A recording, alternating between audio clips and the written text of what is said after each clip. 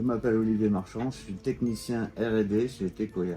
Moi, je suis anciennement, j'étais technicien chez Infosystem, donc quand Tecoya est venu se présenter comme client et qu'on a développé la partie ioniseur, voilà, c'est comme ça que j'ai rencontré Pierre et Tecoya. On a bossé ensemble pas mal d'années. Là, je suis changé, je suis passé chez Tecoya maintenant, je suis technicien R&D. Donc moi, mon poste aujourd'hui, c'est de tester les Alana, leur fonctionnement, leur performance.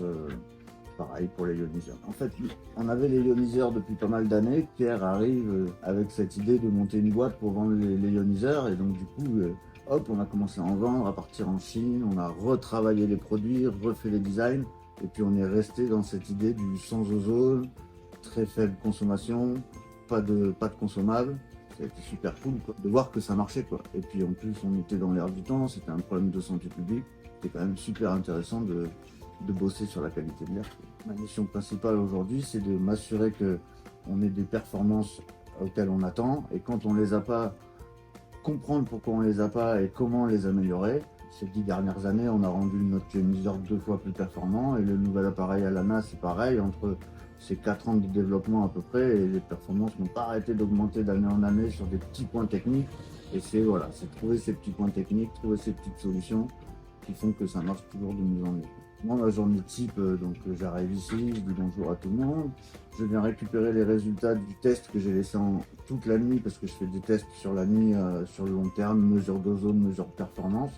Donc le matin, c'est récupérer ces données qui ont une dizaine d'heures, une quinzaine d'heures, les envoyer à Pierre et à Emilien. Regardez, c'est des bons résultats ou regardez, c'est des mauvais résultats.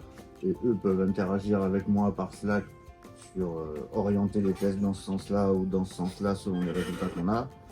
Et puis après, j'ai une liste de tests à dérouler qu'on a fixé ensemble avec Pierre et Emilien. Donc ça, c'est au fur et à mesure de la journée. Moi, je lance des tests selon la durée des tests. Pendant ce temps-là, je modifie les appareils pour le test suivant. Et j'ai quand même un regard sur tout le monde et j'interviens ici avec tout le monde. Et toute ma journée s'enchaîne comme ça. Je crois qu'une des plus grosses difficultés, ouais, ça a été quand on a développé Alana pendant 3-4 ans. Les premières fois où on est allé en laboratoire, on a eu des grosses déceptions sur les performances. Elles n'étaient pas au rendez-vous par rapport à ce que nous, on mesurait ici. C'était une sacrée douche froide, quoi. Donc, comprendre d'où venait le problème. Du coup, on a retravaillé nos moyens de mesure. On a aussi retravaillé l'appareil et les deux ont fini par se rejoindre. Et quand on est enfin retourné au labo et que le résultat était ce que nous, on mesurait ici et ce qu'on attendait, là, c'était quand même une satisfaction plutôt sympathique.